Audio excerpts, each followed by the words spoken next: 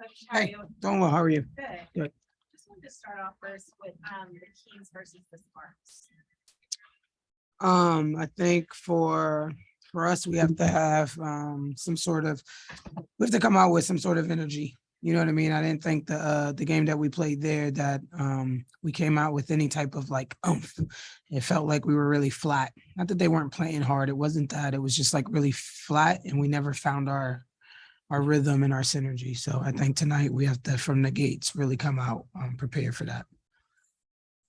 Tonight is the first game without Liz Kim Beige that they don't have Liz Kim Beige and you're playing them. How does that change strategy? Not that big. This is the first game that they're playing without Liz? Sorry. Or you mean versus us?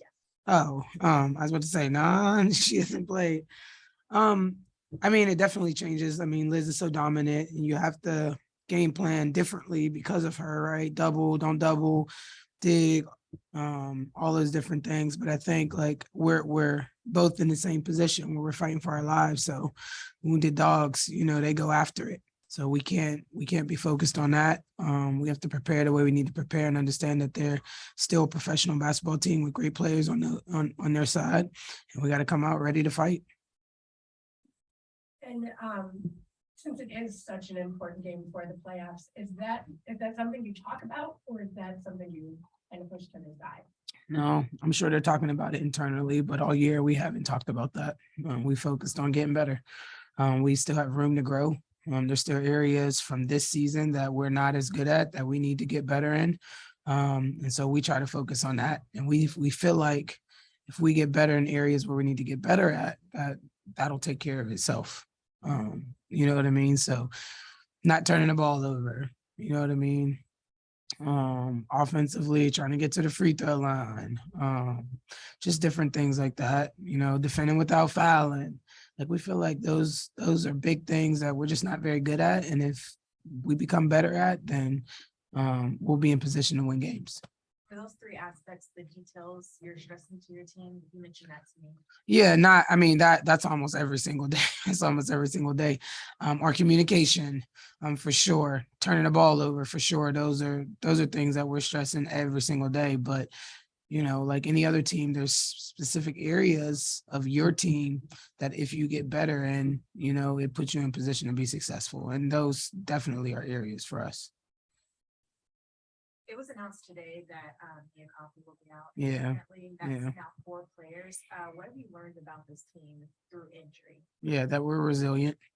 That the culture that we are building, they're all bought into it. They're not worried about, who's not here. They're focusing. They keep their focus on who's here and what they can do. They're all bought into their roles, and next play mentality.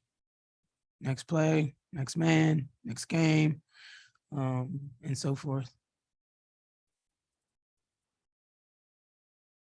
One question on Zoom. Yeah. Gary Thomas, go ahead.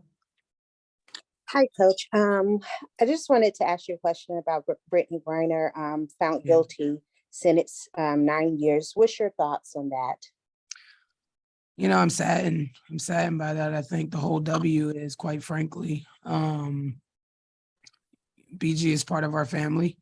We want her to get home. When we look at the grand scheme of things, like we're just playing a basketball game. This shit doesn't really matter. You're talking about somebody's life. And that's a big deal, so I'm super saddened by it.